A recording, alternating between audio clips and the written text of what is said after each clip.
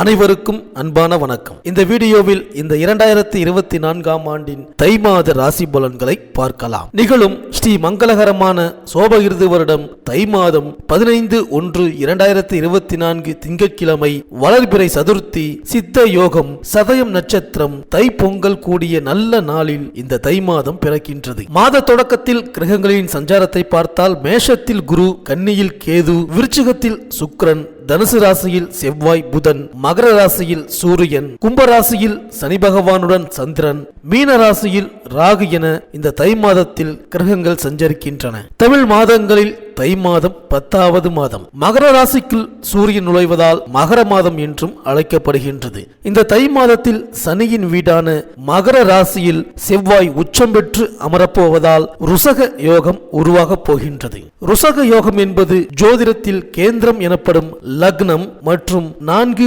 7, 10 ஆகிய இடங்களில் செவ்வாய் அமையும் போது ருசக யோகத்தை அளிப்பார். சர லக்னங்கள் எனப்படும் மேஷம், கடகம், துலாம், மகரம், ஸ்திர லக்னங்களான ரிஷபம், சிம்மம், விருச்சிகம், கும்பம் ஆகிய 8 லக்னங்களுக்கு மட்டுமே ருசக யோகம் செயல்படும். தமிழர் திருநாளாம் தங்கநிகர் பொங்கல் திருநாள் 15/1/2024 திங்கட்கிழமை அன்று வருகின்றது.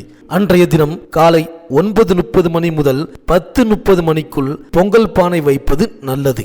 வீட்டில் வயது முதிர்ந்தவர்கள் மஞ்சள் கொத்து கட்டிய பானையை கையில் எடுத்து கிழக்கு நோக்கி நின்று சூரியனை வழிபட்டு அதன் பிறகு அடுப்பினை 3 முறை சுற்றி அந்த பானையை வைக்க வேண்டும். பானையில் வண்ணமயமான கோலமிட்டிருப்பது நல்லது. மாட்டு பொங்கல் அன்று காலை சிவாலயங்களுக்கு சென்று நந்தி வழிபாடு மேற்கொள்ள வேண்டும். எல்லா விதமான மாலைகளையும் சூட்டி நந்தியை அலங்கரித்து வைத்திருப்பார்கள். அவரை தரிசிப்பது மிகவும் நல்லது. நந்தி பதிகம் பாடினால் நலம் கிடைக்கும், வளம் சேரும். வீட்டு பொங்கலுக்கு மறுநாள் மாட்டு பொங்கல் வைத்து கொண்டாட வேண்டும். 16/1/2024 செவ்வாய்க்கிழமை அன்று மாட்டு பொங்கல் வருகின்றது. அன்று காலை 7:30 மணிக்கு மேல் 8:30 மணிக்குள் பொங்கல் வைத்து கோபூஜை செய்து வழிபட உகந்த நேரமாகும். மேலும் தை அமாவாசை 9/2/2024 வெள்ளிக்கிழமை அன்று வருகின்றது. தை மாதம் வரக்கூடிய அமாவாசை திதியில் நமது முன்னோர்களை நினைத்து வழிபட்டால் எந்த நாளும் இன்பமாக வாழலாம். தை பிறந்தால் வழி பிறக்கும் என்று சொல்வது வழக்கம்.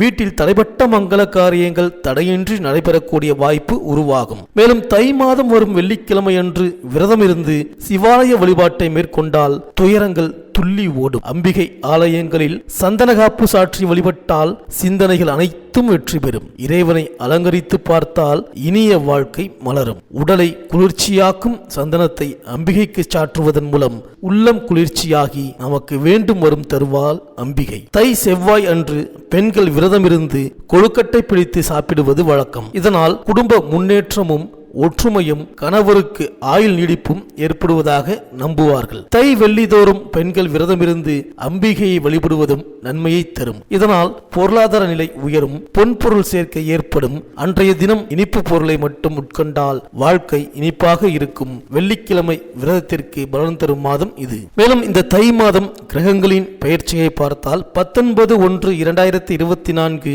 அன்று சுக்கிரன் தனுசு ராசிக்கு பெயர்ச்சியாகின்றார். 27/1/2024 அன்று புதன் தனுசு ராசியிலிருந்து மகர ராசிக்கு பெயர்ச்சியாகின்றார். 4/2/2024 அன்று செவ்வாய் தனுசு ராசியிலிருந்து தனது உச்ச வீடான மகர ராசிக்கு பெயர்ச்சியாகின்றார். இந்த கிரகங்களின் சஞ்சாரம் மற்றும் மாற்றத்தினால் உங்கள் ராசிக்கு என்னென்ன பலன்கள் கிடைக்கப் போகின்றது, நீங்கள் செய்ய வேண்டிய பரிகாரங்கள் என்ன என்று இந்த வீடியோவில் பார்க்கலாம். அனைவருக்கும் இனிய பொங்கல். செவ்வாய் பகவானை ராசிநாதனாக கொண்ட விருச்சிக ராசி அன்பர்களே, இந்த தை மாத கிரக நிலைகளை ஆராய்ந்து பார்க்கும் பொழுது மாத தொடக்கத்தில் உங்கள் ராசிநாதன் செவ்வாய் லாபாதிபதி புதனோடு இணைந்து சஞ்சரிக்கின்றார். எனவே பொருளாதார நிலை உயரும், புதிய முயற்சிகளில் வெற்றி கிடைக்கும். சனி பகவான் 4ஆம் இடத்தில் சஞ்சரிப்பதால் அர்த்தாஷ்டம சனியின் ஆதிக்கம் நடைபெறுகின்றது. எனவே அலைச்சல் கொஞ்சம் அதிகரிக்கலாம். ஆரோக்கியத்தில் கவனம் செலுத்துவது நல்லது. மேலும் மாத தொடக்கத்தில் குரு பகவான் உங்கள் ராசிக்கு 6ஆம் இடத்தில் சஞ்சரிக்கின்றார். அவரது பார்வை 2, 10, 12 ஆகிய இடங்களில் பதிகின்றது. எனவே கொடுத்த வாக்கை காப்பாற்றுவீர்கள். குடும்பத்தில் அமைதி கூடும், கொடுக்கல் வாங்கல் சீராகும். பணிபுரியும் இடத்தில் இருந்து வெளிநாடு செல்லும் வாய்ப்புகள் உருவாகும். தொழில் போட்டியாளர்கள் விலகுவார்கள். சுப செலவு அதிகரிக்கும். மேலும் உங்கள் ராசிக்கு 4ஆம் இடத்தில் சனி பகவான் சஞ்சரிக்கின்றார். இதை அர்த்தாஷ்டம அர்த்தாஷ்டம சனி என்பார்கள். 4ஆம் இடம் சுகஸ்தானம். சனியின் சொந்த வீடு என்பதால் ஆரோக்கிய தொல்லைகள் வந்தாலும் அவை உடனுக்கு உடன் சரியாகிவிடும். உத்தியோகத்தில் உங்கள் முன்னேற்றத்தை பற்றி சக பணியாளர்களிடமும் குடும்ப விஷயங்களை 3ஆம் நபரிடமும் சொல்வதை தவிர்ப்பது நல்லது. மற்றவர்களை நம்பி பொறுப்புகளை ஒப்படைக்காதீர்கள். இந்த அர்த்தாஷ்டம சனியின் ஆதிக்க காலத்தில் அனைத்து காரியங்களையும் உங்கள் மேற்பார்வையில் வைத்துக் கொள்வது நல்லது. சனியின் பார்வை 1, 6, 10 ஆகிய இடங்களில் பதிகின்றது. சனியின் நேரடி பார்வை உங்கள் ராசியில் பதிவதால் பணவரவு திருப்திகரமாக இருந்தாலும் சில நேரங்களில் பற்றாக்குறை ஏற்பட்டு அருகில் இருப்பவர்களிடம் கைமாற்று வாங்கும் சூழ்நிலை உருவாகும். இடமாற்றம் வீடு மாற்றம் செய்யலாமா என்று சிந்திப்பீர்கள். உத்தியோகத்தில் சக பணியாளர்களால் பிரச்சனைகள் ஏற்படாமல் பார்த்துக் கொள்ளுங்கள். சனியின் பார்வை 6ஆம் இடத்தில் பதிவதால் ஜீவனஸ்தானம் புனிதமடைகின்றது.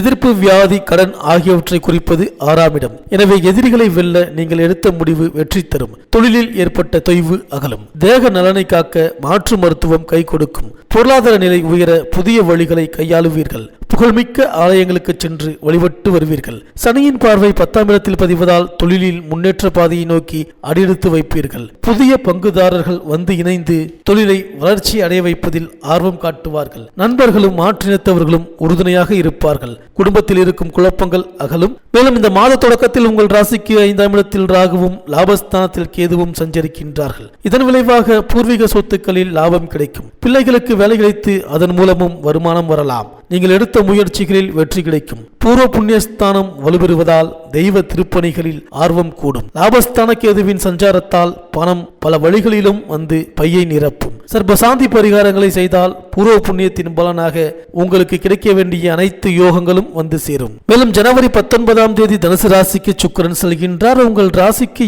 7, 12 ஆகிய இடங்களுக்கு அதிபதியானவர் சுக்கிரன். அவர் 2ஆம் இடத்தில் சஞ்சரிக்கும் இந்த நேரம் விரயத்திற்கு ஏற்ற வரவு உண்டு.